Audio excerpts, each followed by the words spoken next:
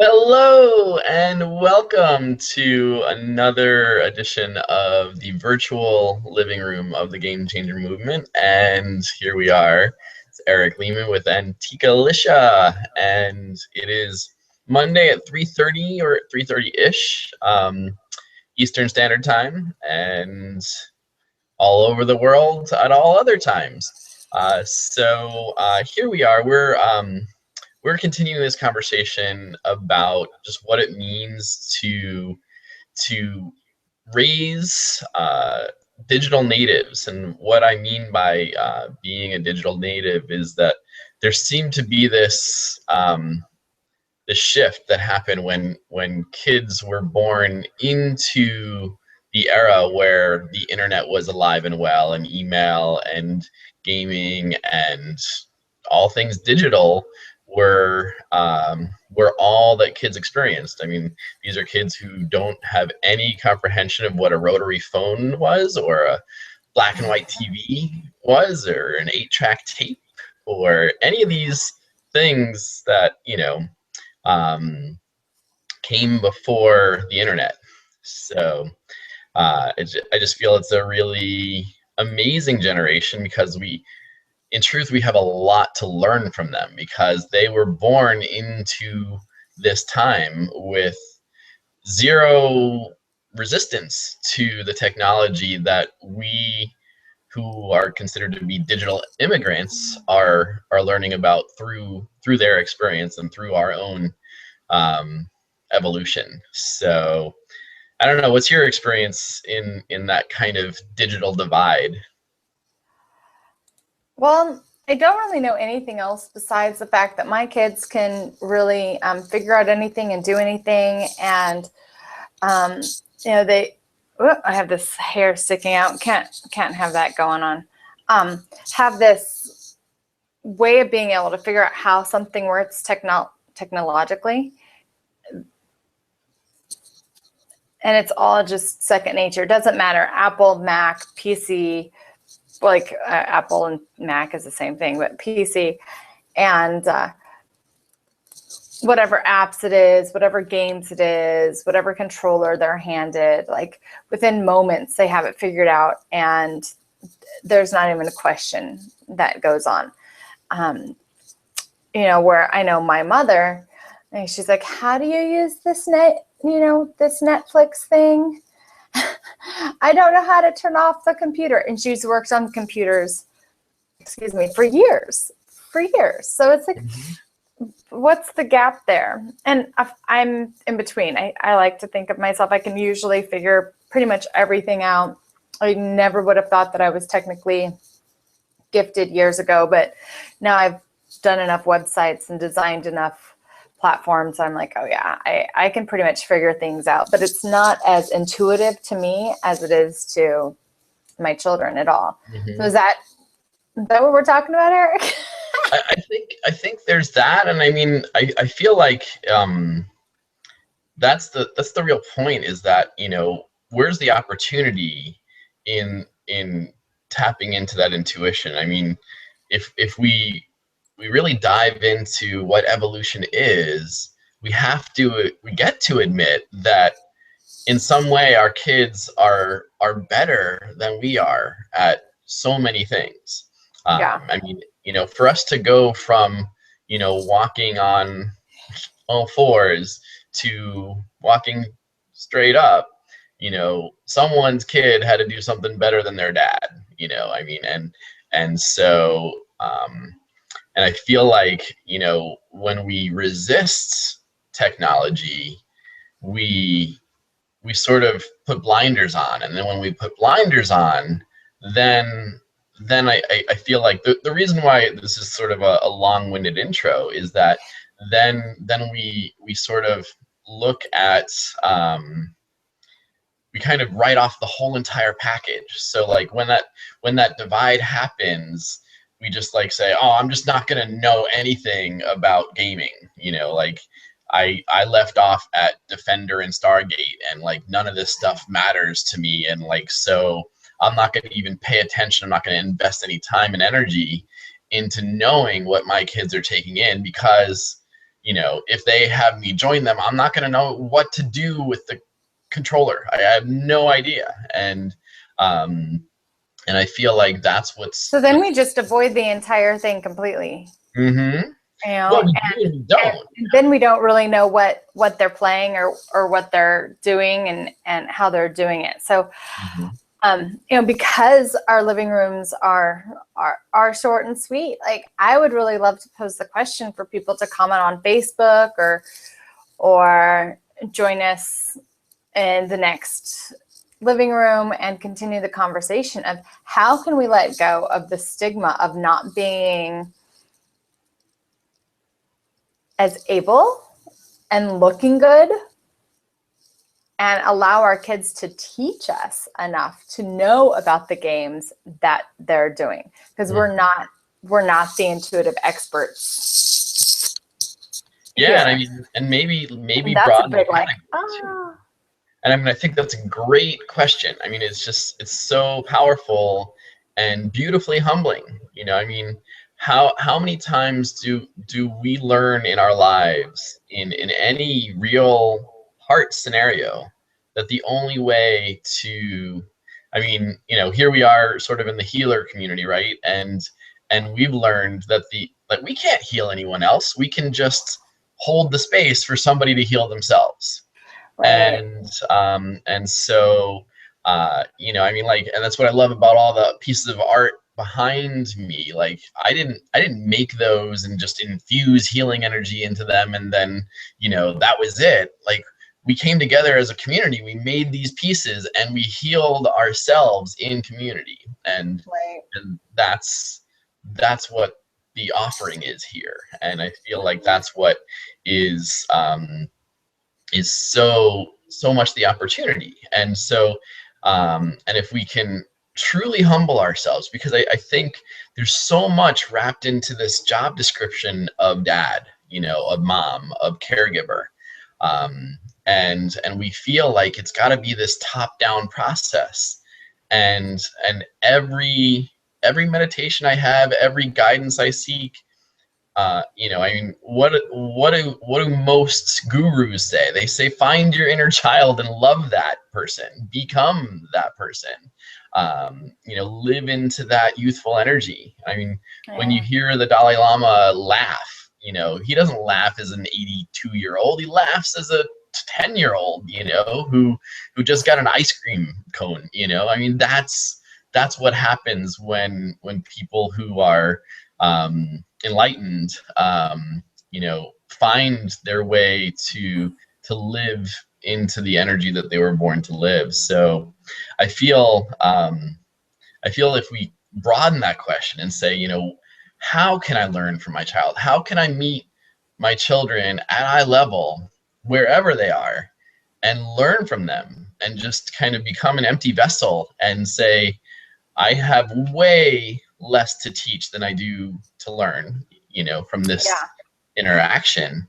And I mean, I feel like that's what's bringing, that's why it's taken so long for the Game Changer movement to evolve, because the first year and a half was basically, how do I listen to what, you know, what's coming back, you know, like, what is the feedback saying? And how do I let go of all the expectations I thought it was gonna be about when it first started. I mean, this first piece, this heart, you know, that was the first piece. You know, that was made with a lot of fanfare, and the other pieces took months to make. You know, I mean, 2 or 3 hours a month dedicated in community, and it was. They're bigger too. What? They're bigger too.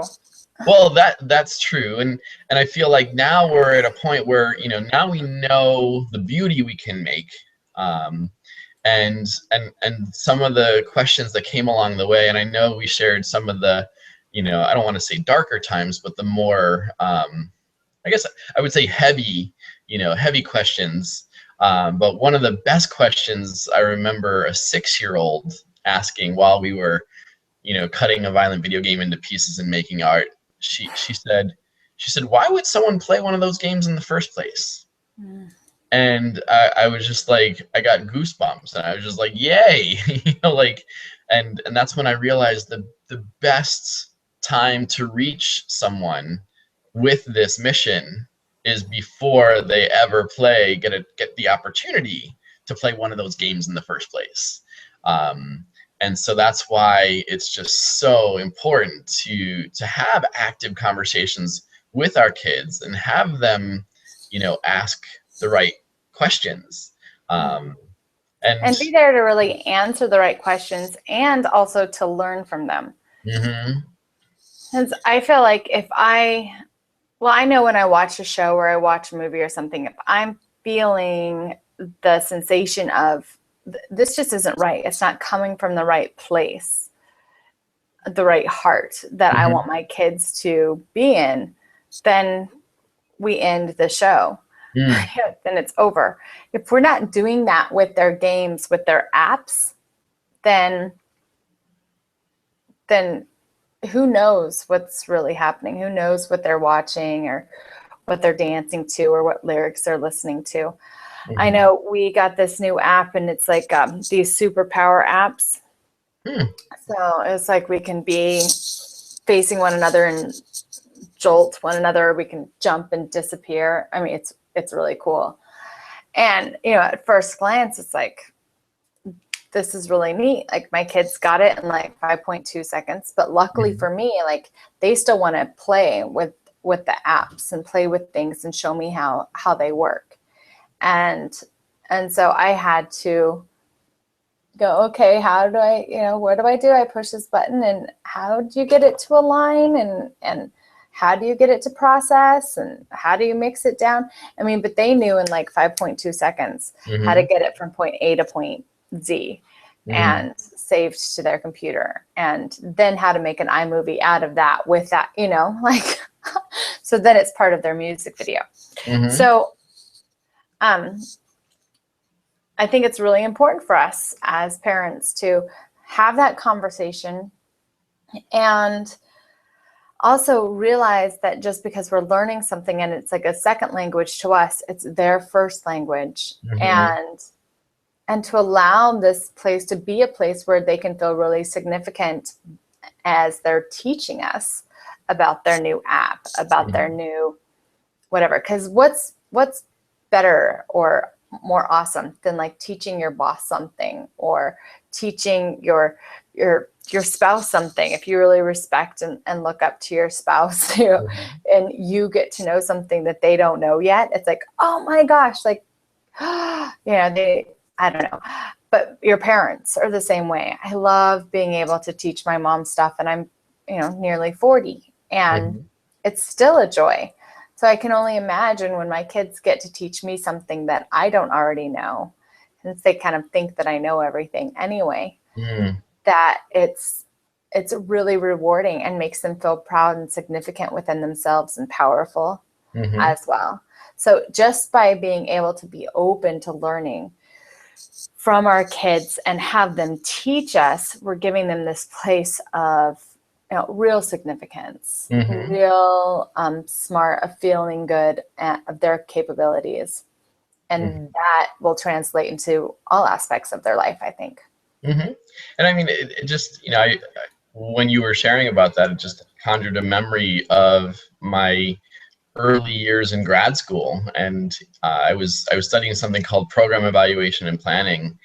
And I remember my mom, and I was adopted. So like, you know, so I'm not from the same kind of like bloodline. So a lot of what I was curious about, what I was born curious about, was somewhat foreign to the folks who so graciously took me into their lives. And I remember sitting down at a diner with my mom, and she just said, Eric, I can't leave this diner, this meal with you until I understand what you're actually studying in grad school. And so, like, you know, it was just this really great moment of like, she just wanted to like better understand, you know, I mean, so like there were so many things stacked against our full understanding, because like we don't share this like genetic kind of family lineage. So already we were beating sort of from a different heart, even though we cared deeply about each other. And that was an early symptom of this deepening digital divide. So I mean, and I'm still learning what program evaluation and planning was and how it relates to the rest of my life, because their generation, my parents' generation, was of the generation where you got a job at IBM and you stayed there until you got the gold watch, and then you retired, and that was your contribution to productivity on this planet. And that was okay. There's no judgments around it, but like, it's just the velocity of what it means to have a career or a path or a professional journey is just, it's exponential. And, I mean, it's just, and what I think I want to spend the next few minutes talking about is just embracing this whole concept of disruption, and creating, in essence, a category called conscious disruption. So, and I feel like you and I are uniquely qualified to host this living room, because disruption was one of the key words in both of our lives. And I was just kind of thinking into this, or feeling into this recently. I was just like, wow, like what makes this movement make so much sense that you and I can kind of, I don't want to say claim it, but can be about this, because game change is a big deal. Changing our game and being something other than people thought we should be, or we thought we should be, requires disruption. And it almost requires constant disruption, constant reinvestigation, which is why, like, when I first created the Game Changer movement, I was thinking my goal was to get kids off the couch and get them off the game. And now I'm like, no, we got, the more learning, the more listening I did, the more I realized, no, this is too powerful of a platform. So I needed to disrupt my own thinking in order to make room for the true expansion of the Game Changer movement. So I mean, how does that? I think that is beautiful, and I think it really requires like a whole 15 minutes of living room time for itself. And I have about 30 seconds. So before my next client meeting happens. So I just, being okay with disruption, being okay with allowing a kid to teach us something, being okay with things not being the way that we want it to be, and still being significant as parents, still being confident and secure, and even more so as parents, because then we have room to not be quote unquote perfect, or we have room to change our own game. So maybe next Monday, we'll just put it out there that we'd like to, talk about this platform of disruption and how disruption has fed a good role into your life, and invite you to connect with us on Facebook at the Game Changer Experience, and also check out our Indiegogo platform there. We're also going to be talking, and we can continue this discussion on Shine today, and you can find that link on both of our websites or Facebook pages as well. And you have our names there, so you can look us up and say hi and friend us, and we'd love to talk to you and have you a part of this living room. If you'd like to join us, we are meeting at 3:30 or around 3:30 Eastern Standard Time each and every Monday. Yay. Sounds great. Well, that's the living room for now, and I think that's what the fun part about what this environment is that we're still figuring it out. And so we put on our calendar from 3:30 to 4, and that's what we get. So bye-bye, everyone, and thank you so much, and we'll see you soon. Bye. Bye.